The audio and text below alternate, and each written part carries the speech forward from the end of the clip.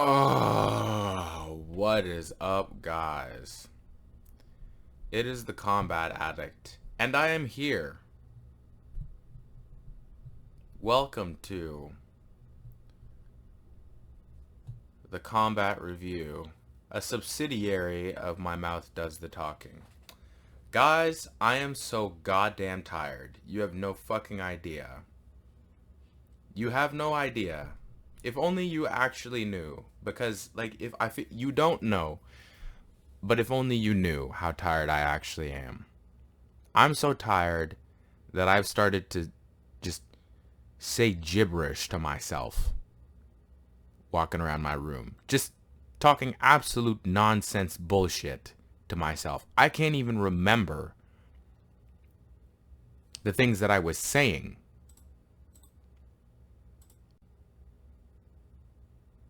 I can't even remember the shit that I was saying. That is how fucking ridiculous.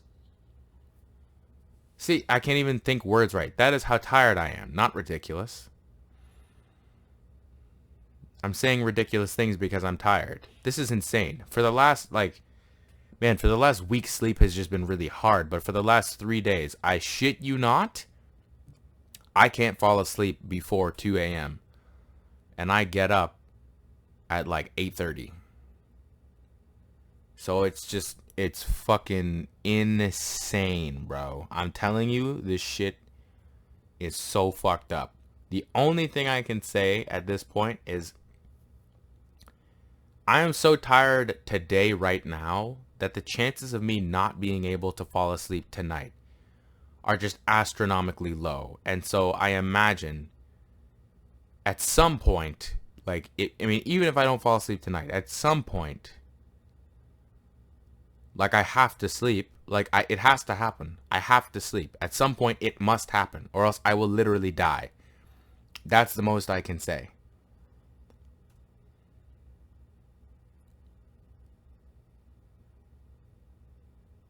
I don't know, man. I'm so fucked up. I'm so fucked up and tired. I don't know. I don't know what's gonna happen, man. I just know that my brain is fucking dying. I can't even think. I didn't even try to read anything because I'm like, there's no way that I'm gonna be able to focus on anything right now.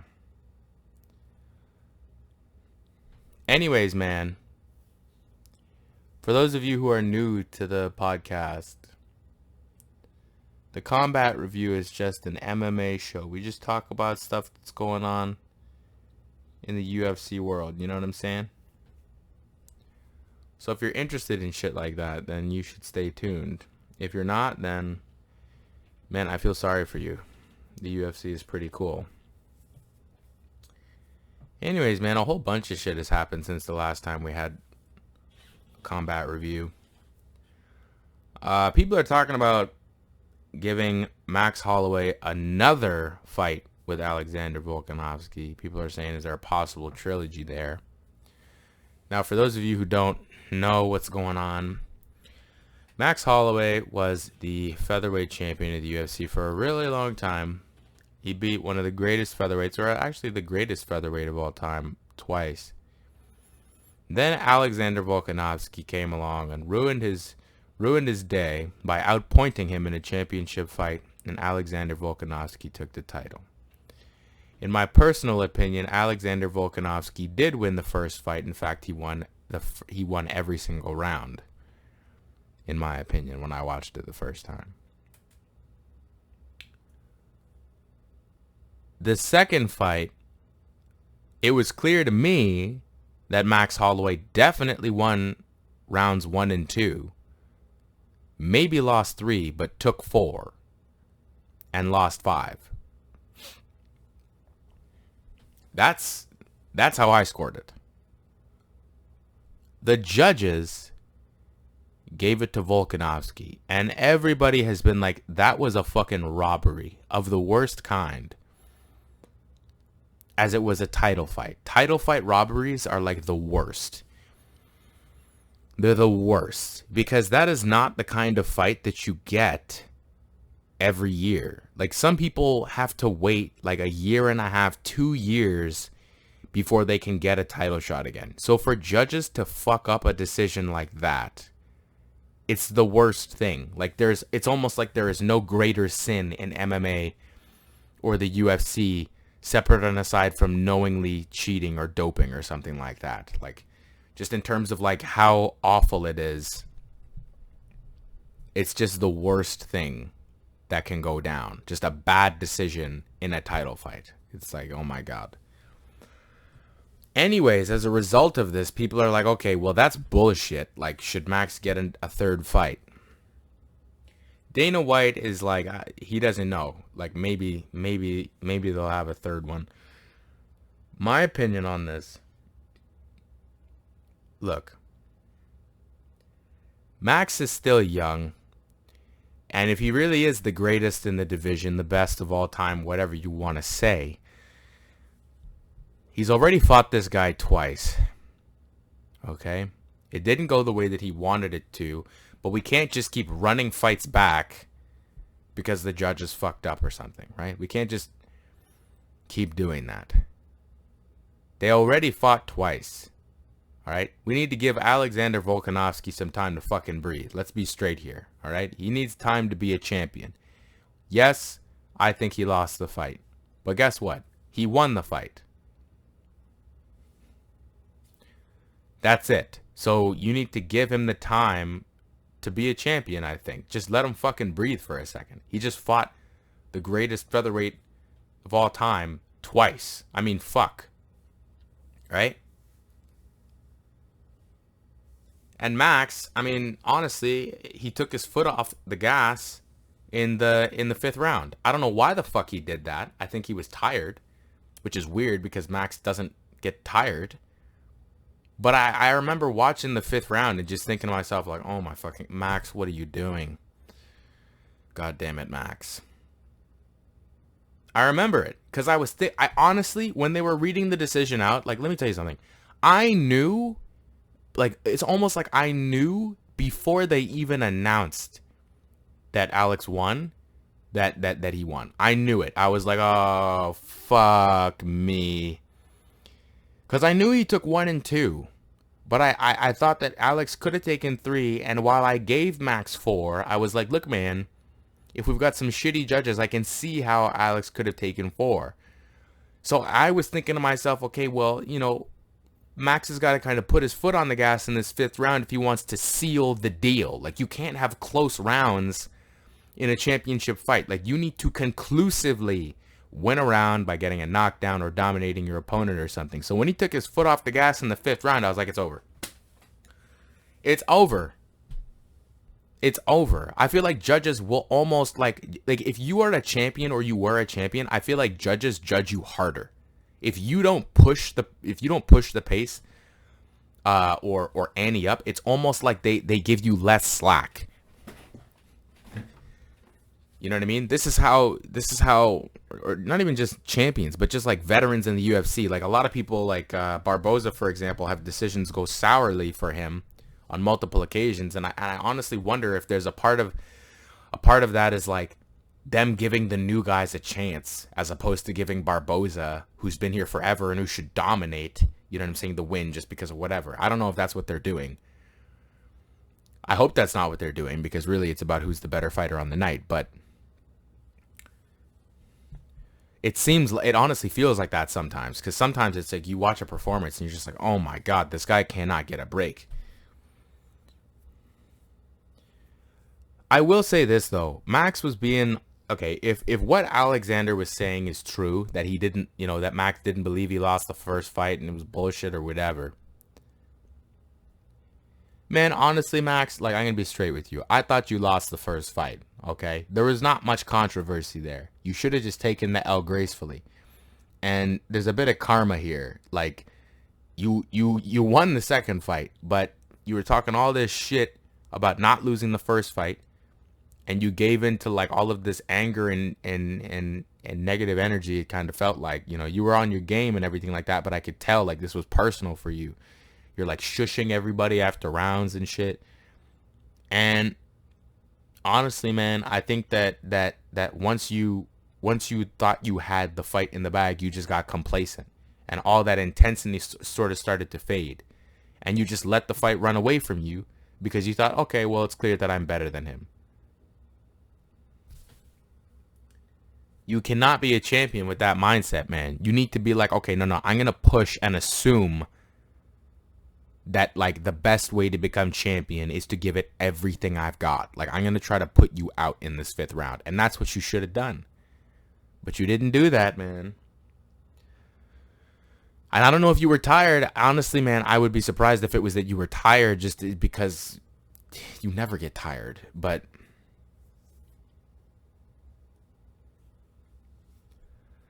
look, man, I don't think that we need to run that back right now. I'm not saying that there cannot ever be a 3rd fight. I mean, honestly, with how good Max Holloway is, there's going to be a 3rd fight. You know, there's going to be a 3rd fight, and it's going to be the best one.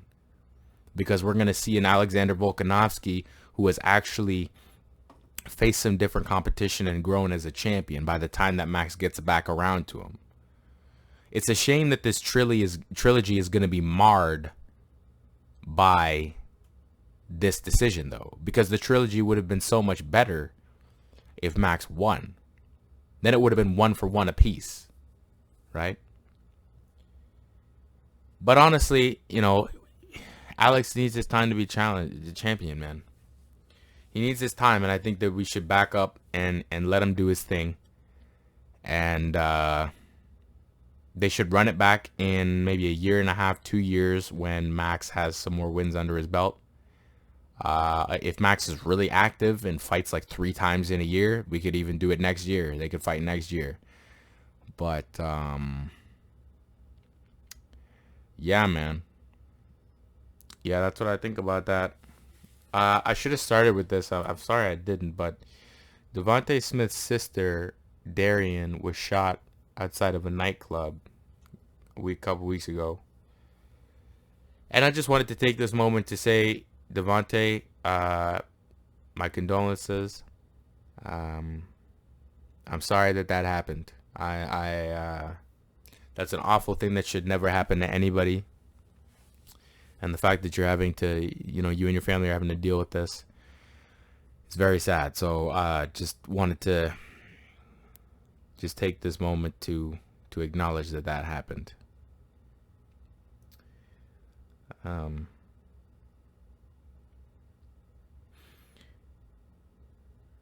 Yeah, rest in peace, Darian. With respect to this is something that I thought was interesting. So like a week and a half ago, Masvidal was saying that he wanted to rematch Usman.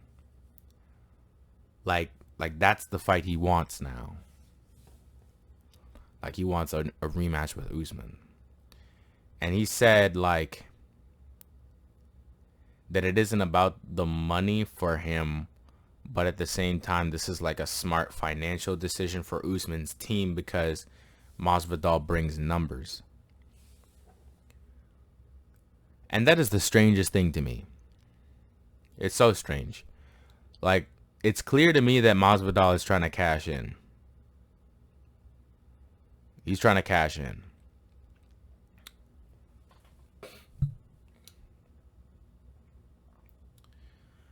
It's not a smart approach either, I don't think. Like, some people would say, well, that's smart, you know what I'm saying? He's trying to make, the money move or whatever.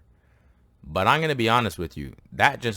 He says it's not about the money, but I'm going to be straight with you. Like, you just lose to a champion. Like, you lose 4 rounds to 1. Or potentially all 5 rounds. I can't remember everything that happened after or in the first round because most of the fight, honestly, was just him hugging Masvidal and foot stomping. But you lose like that, and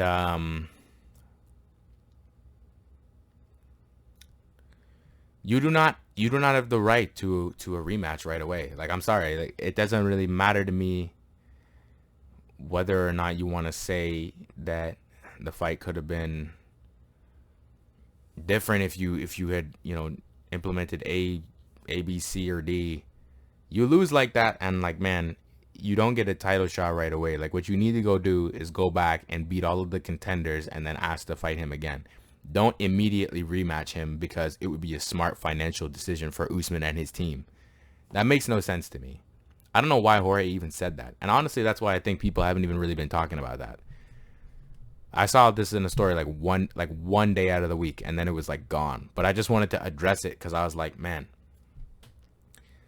there's a part of me that honestly loses respect for him as a fighter and an individual if like that is his. You know what I'm saying? Like, so that is your, like, what? I don't know.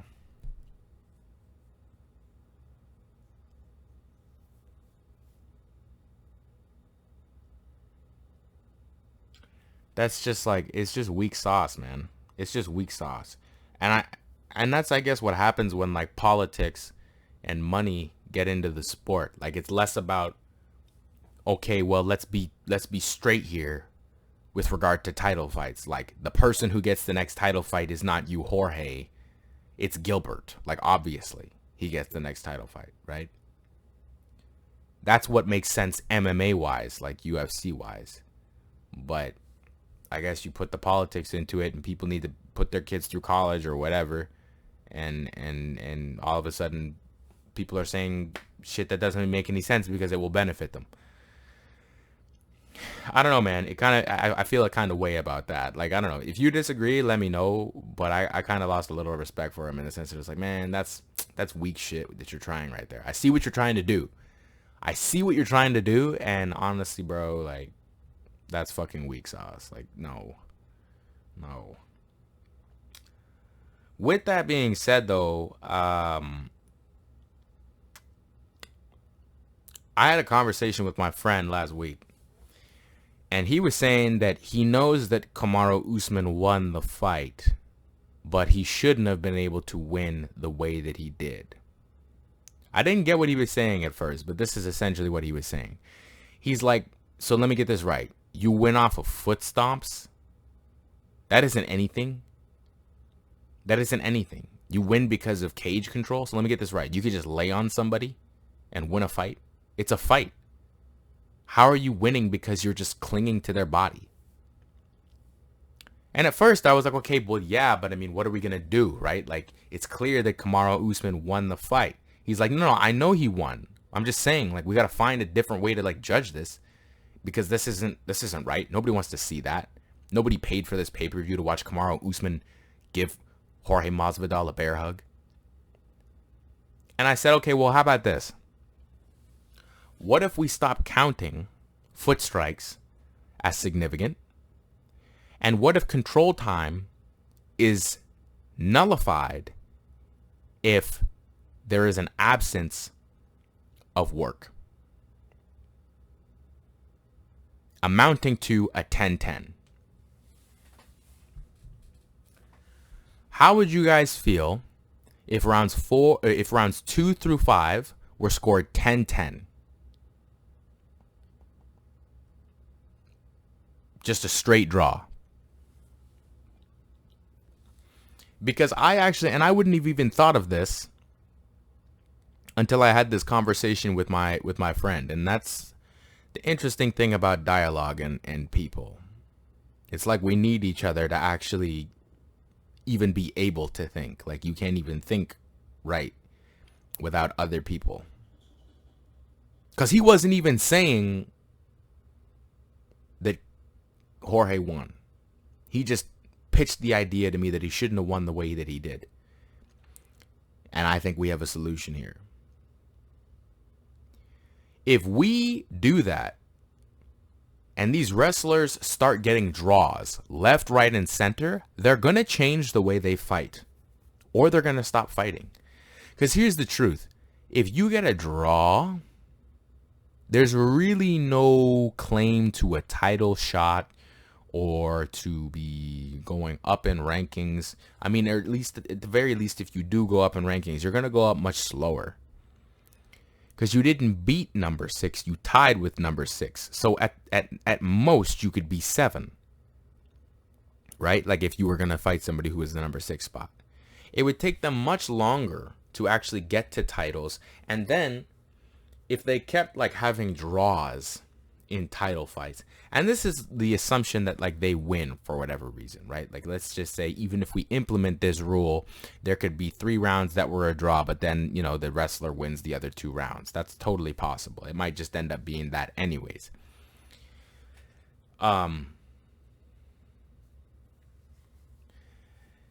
If they win, I can't remember what I'm saying because I'm so tired, man.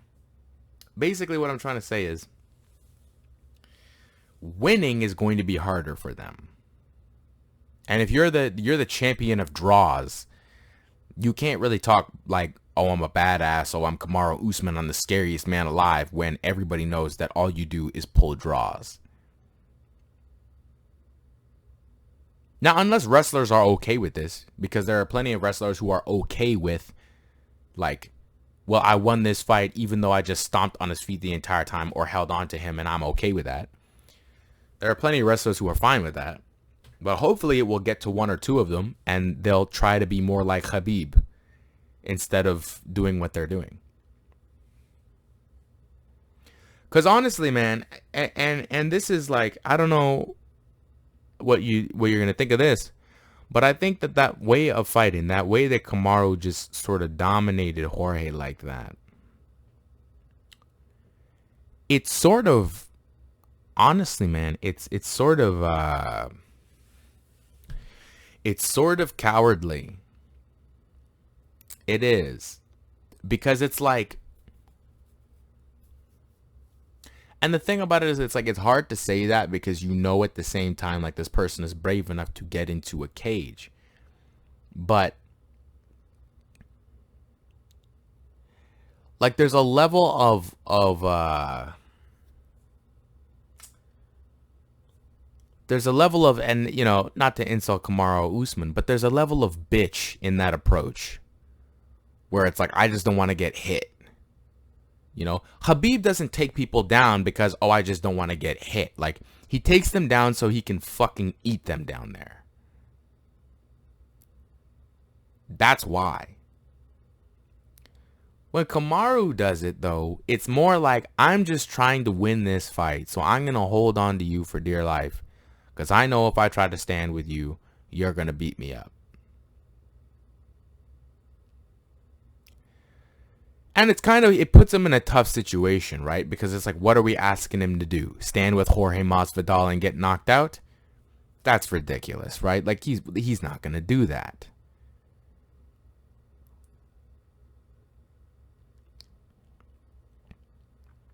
But to barely try?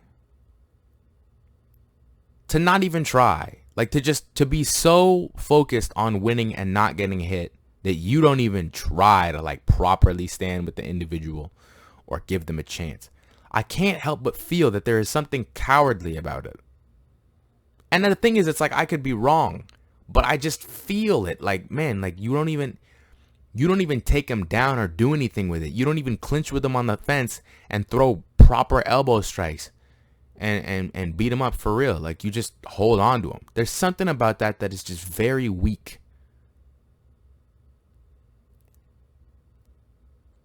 And it's like, because they can hold another man down, they don't feel like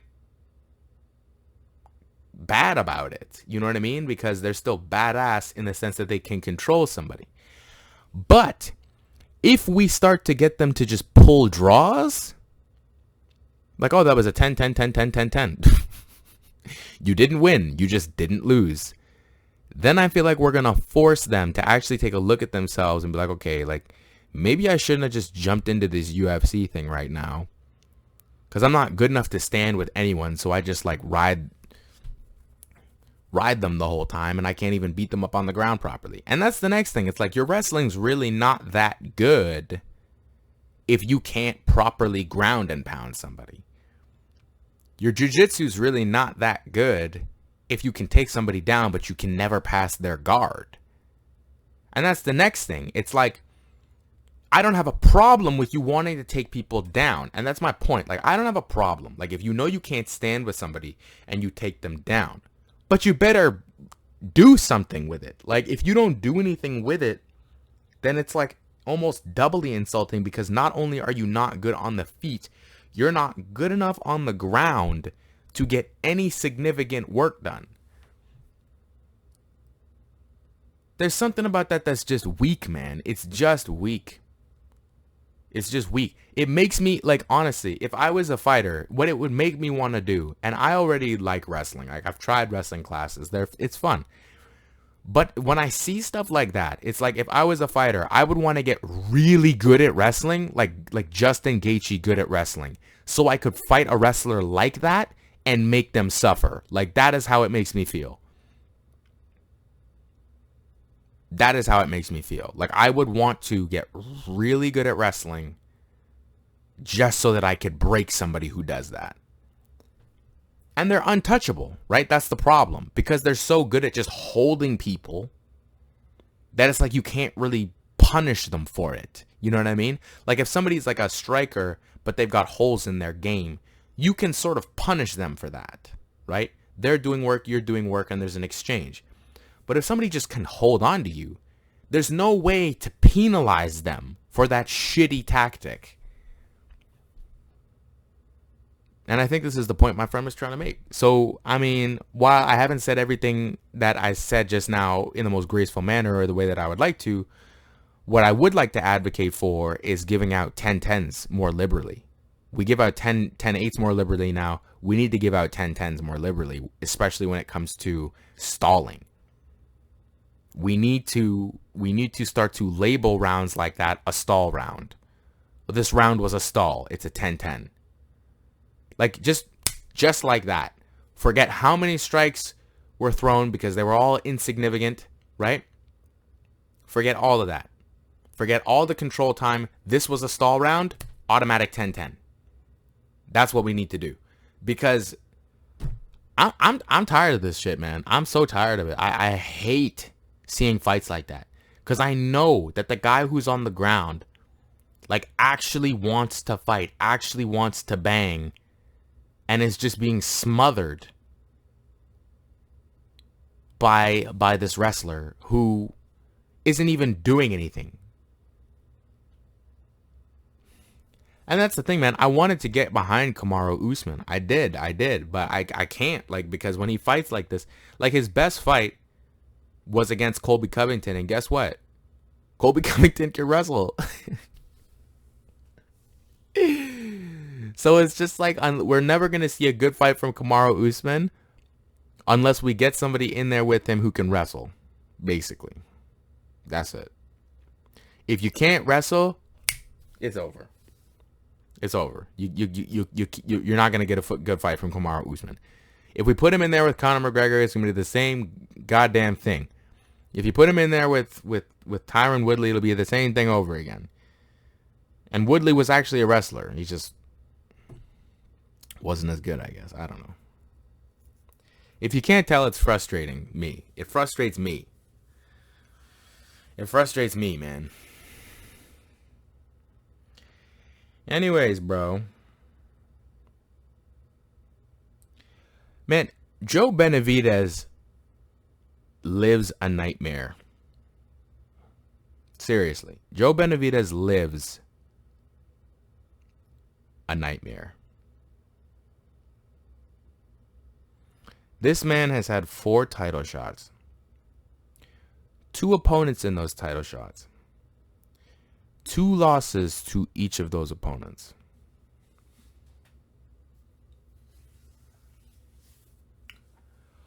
One of them is considered one of the greatest mixed martial artists of all time and is just technically spectacular. The other is just a power puncher who really does not have a complete game at all. He lost to both sides of the spectrum 2 times each.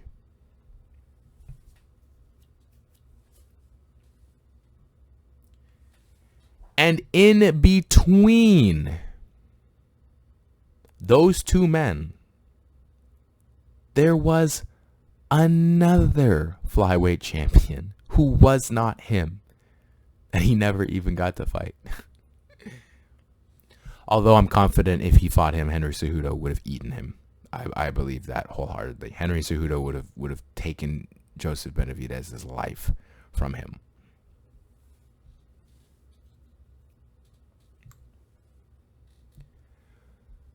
Look, man, I feel bad for Joe. And there's nothing to be ashamed of, Joe. I don't know if you'll ever see this, but there's nothing to be ashamed of. I think that you're going to... No. I know you're going to be in the Hall of Fame. I mean, God damn it, you've had 4 title fights. You're good. If you earn 4 title fights, you're good. But I know that he probably doesn't feel that way right now. I know he probably feels like he has given his entire life to a weight class, to a division, and has come up short 4 times since 2012. Every 2 years he has a title fight. Every 2 years he fails. If you average it out.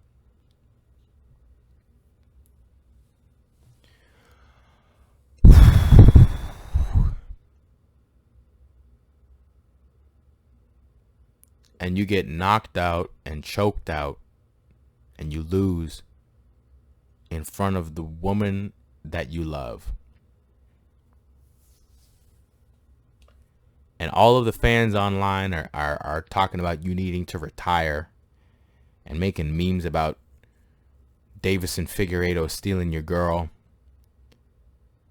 It must be a fucking nightmare. Or,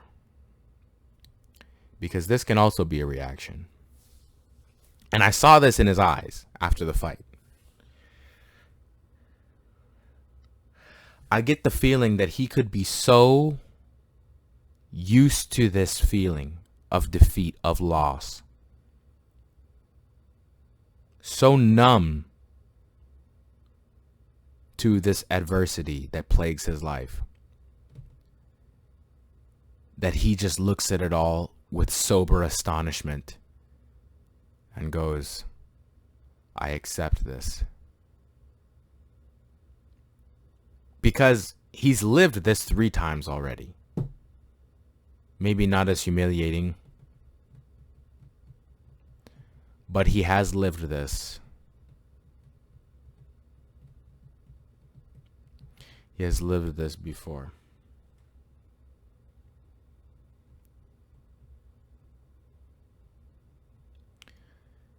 And if he feels like that, then it's not as bad, because at the very least he's come to terms with this thing, because he's going to have to come to terms with this thing. He's still in pain, I'm sure, but the pain will be much less if you just sort of look at life and be like, I understand, I accept this. This is what is happening to me. This is how my life is going to be. This is what my legacy is going to look like. I am going to be the man who had 4 title fights and lost. And it will sting and it will hurt. And he may actually resent the world and everything in his life because of it. But it is what it is. And that's what Joseph Benavidez, I hope, has said to himself. It is what it is.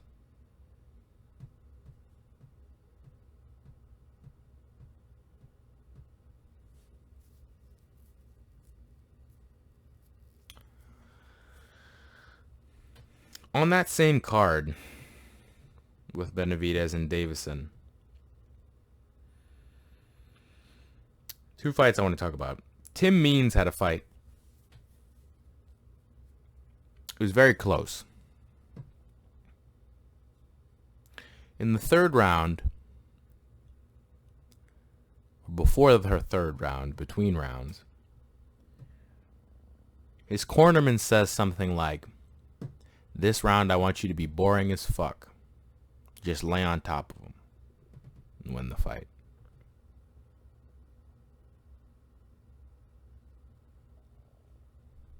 Now this is why we need stall rounds.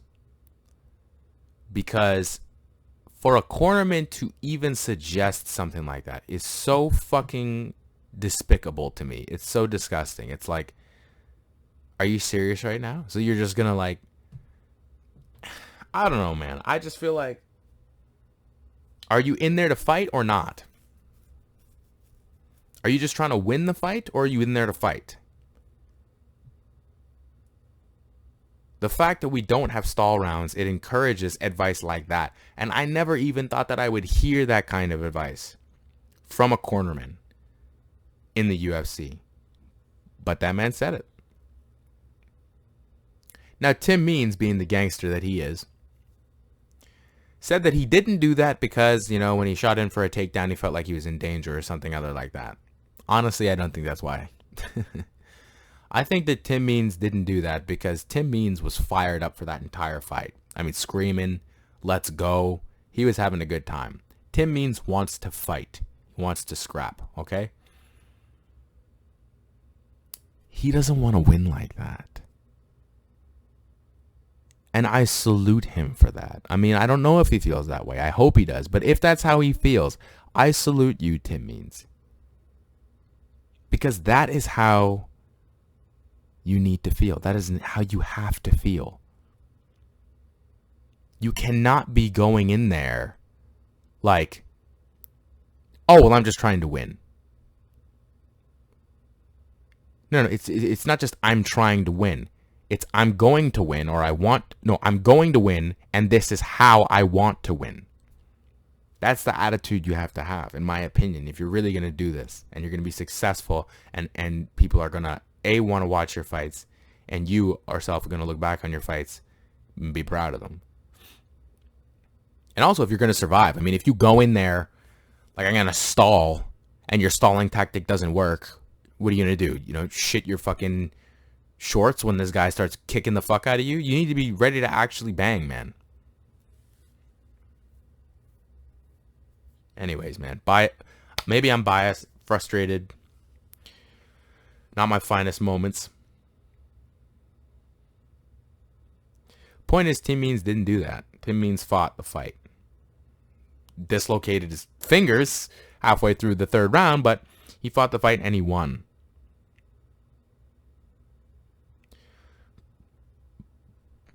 I would not want to win a fight just by laying on top of somebody. If I won a fight just because I was controlling them the entire time, I would hope to God it's not because that was my plan, but because that's just how it worked out. Now, it's obviously easier to say when you're not in the cage. In that situation, what do? Stand up? Try to fight them up there? Honestly, maybe call me an idiot, but I feel like I would try that. I mean, even just for some time. Just to see if I could get some shots on. Because the thing is, if I was to fight, like, you need to understand, I need to satisfy itchy hands, itchy knuckles, elbows, and feet. So if I just got you on the ground, but I can't actually get any shots off, I'm actually going to want to let you up because I want to hit you in the face. I want to feel that impact. And I would imagine that that's how fighters feel. And I mean, if they don't feel like that, then I don't understand. Like, why are you fighting? I mean, if this is just like a financial support thing, oh, okay, that makes sense. But for me, it's like, I need to actually put these hands on you. That feels good. It's satisfying. If I can't do that because I'm just holding on you on the ground, I'm probably going to stand up. But who knows? I've never actually been in a fight, right? So maybe I don't know what I'm talking about. Anyways, man, the fact that a cornerman gave that advice just blew my mind, and I wanted to bring that up. And I think we need to start advocating for stall rounds as fans. I'm going to start talking about them all the time. I'm going to call them stall rounds, and it's going to catch on. And when it catches on and we start to use them, I'm sorry, but I am going to low-key take credit for it. But I won't be a dick about it. I'll just be like, hey, this was my idea. Look at me. Anyways, man, I think we do need stall rounds for sure, though. We do. We got to fix this problem. We can't just have a bunch of wrestlers out of college or whatever who don't know what to do fucking going to the UFC and just laying on top of people. don't ruin the sport like that. That needs to happen, and also everybody who's in the UFC needs to take wrestling more seriously. Like, if you aren't like wrestling like 40% of the time, 30% of the time, it doesn't make any sense, man. You're gonna get eaten one day. It's inevitable. Like, you need to have that under control. You need to figure that out. And then another fight on this card was, so this guy named Mounir Lazzez. I don't remember his name. They call him the Conor McGregor of the Middle East. We'll get back to that, but Dana White's son actually showed, I think his son is like 17, showed him a video of this guy, Mounir, and that's how this dude got his UFC contract. Isn't that fucking crazy? I love the way that the UFC works when it comes to finding talent. Because the thing about MMA is, it's not like other sports where you can go to scout like in a specified venue. You know? Like the University of Toronto doesn't have an MMA team. You know what I'm saying? They've got a wrestling team. They got a basketball team. They got a football team. And so if you're from the CFL, NHL, whatever, you know, you can go to the school and watch kids play and say, okay, well, I want that one, you know? But you can't do that with MMA because there's no league outside of the professional leagues or the amateur leagues in which you can go to recruit. So you're really just finding people off of the street. Like, that's why so many fighters, it's like they're just 28 years old and living in a trailer or something like that, just training, trying to make it. You know, they're not coming fresh out of university with, you know, education right away. It's a completely different way to actually recruit. So it's just funny to me, and maybe that's why it's so exciting, because we just have these like gems that pop up out of nowhere. Like, oh, this guy was literally on a YouTube video and now he's in the UFC whooping ass. The dude won the fight, like, pretty convincingly too. He fought a power puncher, and like in the first few seconds he was in trouble, but then he started to piece this guy up and use different kinds of combinations and step in knees and great striking. I mean, he's a really good fighter. Check it out. If you haven't seen the card, check it out. I just think it's funny that this guy he's from the United Emirates, like, just made his way into the UFC off of some fucking never back down YouTube video shit. You know what I'm saying? Like, it's just funny.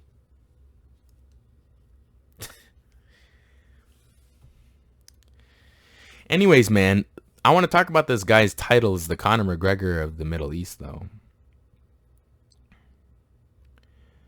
There was something that Israel Adesanya said once. He said, I don't want, or somebody said, do you ever think that you'll pull those Conor McGregor numbers one day? And Israel went, no. I'm not going to pull Conor McGregor numbers. I'm going to pull Israel Adesanya numbers. It's when Israel Adesanya says shit like that you know he's different. He's different, man. Like, people don't think to respond that way. He did. And I don't know if he had premeditated on this, or he's just so comfortable with himself, so into himself, that it was just second nature to respond that way. But that's not something that people think about. Like, people don't take in that the reason you like Conor McGregor is because there is only one Conor McGregor. There's no other Conor McGregor. You don't get two of those. Do you really think, okay, real talk. Do you really think we're going to get another Conor McGregor or anything like him in exactness by the end of this millennia? Or ever again? Hell no. We didn't even get another Muhammad Ali. There's one of these. You get one. You get one, and you enjoy them and admire them or root for them for as long as they're around. And even after they're gone, you pay respect to them, tribute to them with YouTube videos or Instagram posts, whatever you want. But you can't be them, and you can't find another one of them.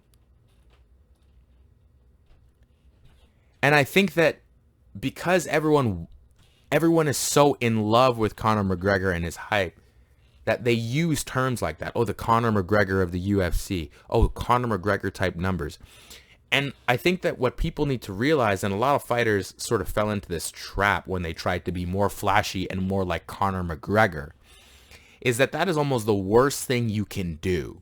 Compare yourself to someone who is one of a kind. To be honest, compare yourself to anybody, but especially to compare yourself to someone who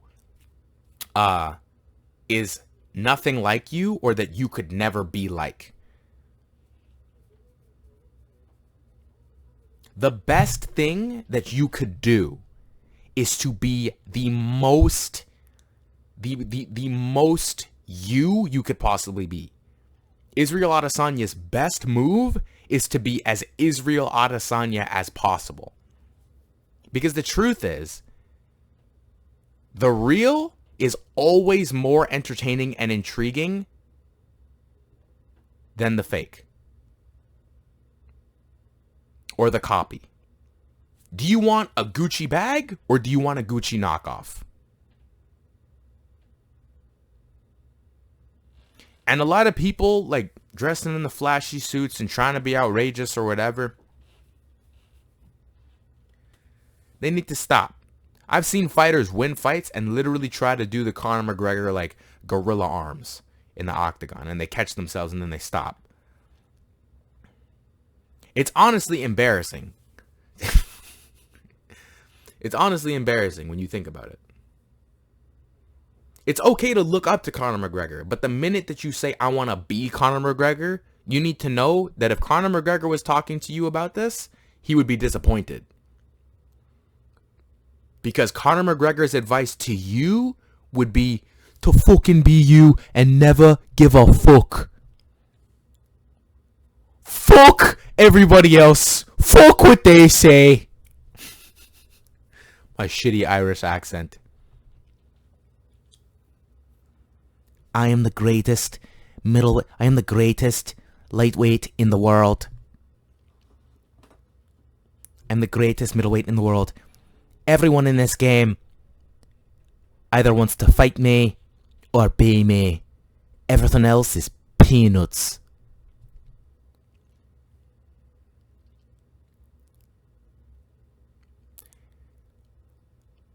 If you let somebody, and that's not just with Conor McGregor either.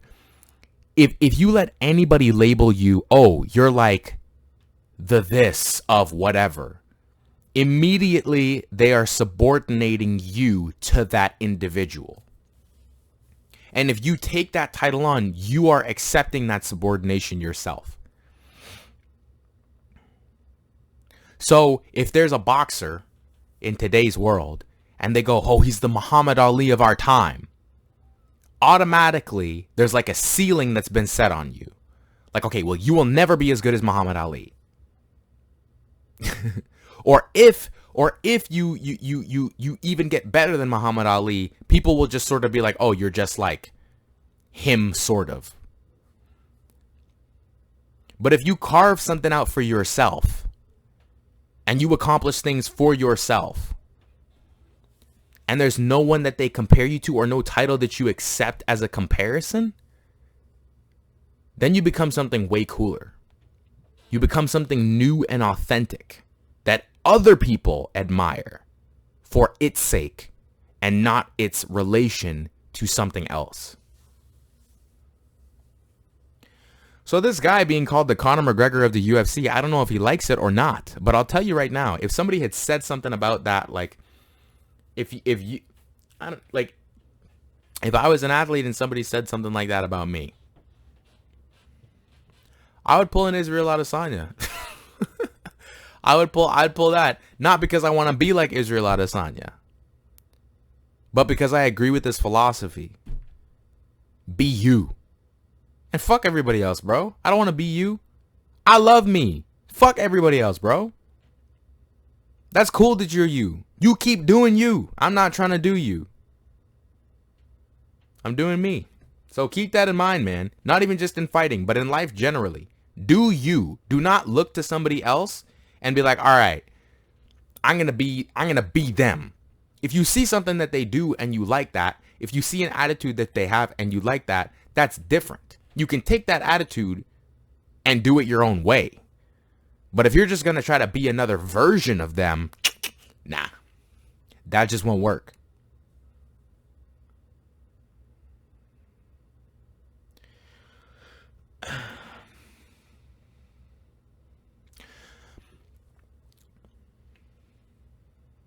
I was thinking about good matchups. And matchups where like the fighting style, the height, the reach, the age, everything is the same, basically. This is referring to the bout with Jimmy Rivera and Cody Stamann. These dudes are like, honestly, man, it was so weird. Just it's almost like they were looking in a mirror. They look so similar. Now, this fight wasn't bad. It was a decent fight. But it's almost like they're both so good or so even that not much really happened. Not much really went down. And it made me think that, like, wonder, like, do you want really good matchups or really even matchups, sorry? Or do you want good matchups? Because I think when you have really even matchups, you end up getting a pretty boring fight, right? You end up getting a fight. It's like if you, if you're playing a game of chess and the people who are playing chess are equally good to the point where they can both see what the other person is doing and avoid falling into a trap while trying to lay a trap of their own, you might just get a game of chess that lasts for 2 days. It's really boring. It's a lot of moving back and forth. It's like, okay, well, there's a period where the black pieces are setting a trap and the white pieces are avoiding it. The white pieces avoid that trap and they start to set a trap. But the black pieces pick up on that and now they're avoiding that. And it just goes back and forth like that. That may be really entertaining if you really like, long chess games. But if you're looking for a fight where things happen and people throw creative things and there's high stakes and drama, you don't necessarily want to fight like that because it's gonna be really like points oriented, and they're gonna probably throw more basic things just because doing anything too crazy might leave them vulnerable because the person that they're fighting across from them is actually pretty good. So perhaps you don't want to match Cody Stamann with Jimmy Rivera if they're just so close. I mean, I'm pretty sure one was ranked 6th and one was ranked 7, and they're the same in every other way. You probably want to do like, oh, well, what'll happen if we put, what'll happen if we put, I mean, I'm trying to think of like a fair matchup, right? The fight that we have coming up this weekend, what if we put Darren Till up against Robert Whittaker or something like that? You know what I mean? They're not really the same height, the same size or whatever, but they're both, top contenders, and it's a cool matchup. We'll just see how that works. Or it's like, oh, what if we put a jiu-jitsu guy and a wrestling guy against each other? What goes down there? Usually the wrestler just kind of wrestles the fuck out of everybody, but you know what I'm saying? Those are the fights that are more interesting because kind of crazy things can happen. The chances of something wild happening in a really even fight are super low. And I think that those fights it's not that they're bad fights. I'm not saying that because I still enjoyed the fight. But I think that those fights, like if you're watching a fight like that, like you need to accept that this fight is more about each of these fighters trying to stake their place in the rankings and less about like, oh, well, we're going to have the fight of the night right now. I don't think that that's going to happen if you got a really even fight like that. Even like Darren Till versus Stephen Wonderboy Thompson, it looked to me like they were just like going back and forth in this game where they're trying to set traps for each other and it's not really working because the other person is relatively good, or you know what I mean, it cancels out. Like Stephen Wonderboy Thompson has got a really technical striking game, he's really creative, and Darren Till's got a lot of power, so they're kind of being careful with each other. Just a thought I had. Last thing we're going to talk about today real quickly. Everybody, I love Michael Bisping. But is anybody else noticing that there is like a tension sometimes when he's commenting with other people like Paul Felder and even DC? And I mean, John Anik is always just John Anik.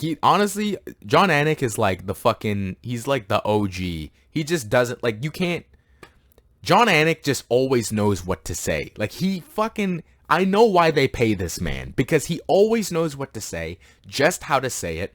He says it quickly, succinctly, and in a wonderful and fantastic voice for any kind of, audio transmitting device. Perfect, right? But Bisping's interactions with other commentators, the fighters, it's almost like they're butting heads. It's weird, man. I mean, there was one. Okay, so DC and Bisping are commentating together, and it's like, I guess Bisping took offense to something, and DC almost had to backpedal and like compliment Bisping over and over again to make him feel better about the situation. You know what I mean? I don't know if they were interrupting each other and that's what the problem was. I think that DC corrected Bisping on something, and Bisping sounded a little bit hurt by it. And DC, felt like he had to throw in this unnecessary compliment. He said something like, "Because you're against, like, you know what, like, what the guy's doing in the cage right now, Bisping. I remember seeing you do that in a fight. You know why? Because you're a gangster, Bisping. Blah blah blah." Like patting him on the back almost halfway through this fucking commentating session, and you can tell there's like this tension, like this awkwardness. And I didn't describe that like really well. But my point is, just listen. The next time, Bisping's getting better with it, but you can tell he's not like built for this yet. Like he's got more work to do. The next time Bisping is on a card with anybody, listen to how Bisping interacts with the other commentators who are like fighters generally, and then listen to how John Anik interacts with Bisping. You could tell that John Anik is like kind of keeping him like on track if possible. Like Bisping will say something that's not really true, and John Anik will be like, well, it's clear that, okay, for example, like, okay, let's say somebody eats a right hand, right? Bisping will say something like, oh, he ate that right hand, but I'm sure it had no effect on him, which is crazy. You can't say something like that, right? And John Anik will go, well, that right hand has landed a couple of times in this fight. Or something like that. Like, oh, well, that's the fourth time he's landed the right hand this round. Like, just to be like, okay, Bisping, like, are you serious? Like, if you are observing the fight, you can clearly see that right hand is somehow impactful. But it's like, you're just, no offense, Bisping, I'm not trying to make fun of you, but it's like, don't make an ass of yourself and pretend like that right hand didn't do anything. And then Mike has to go, oh, yeah, well, that's true. And it's just funny. It's funny because you can tell he's learning. You can tell he doesn't like fully grasp like what he should be saying as opposed to what he says. But the way he interacts with like other fighters sometimes, other fighting commentators, like it's almost like he gets annoyed with them. It's I don't know, man. Sometimes he gets verbally aggressive. It's just fucking weird. Anyways, I just thought that was funny. This podcast is just me fucking talking shit for like an hour about something I'm interested in. If you like that, then you can listen to it on Spotify, Apple, and Google Play Podcasts. If you want to follow me on my social media, my handle is The Combat Addict, no spaces, on Instagram and Twitter. I stream on Twitch, but I mean, not very often. The_combat_addict is the handle there. Combat Addict out, y'all.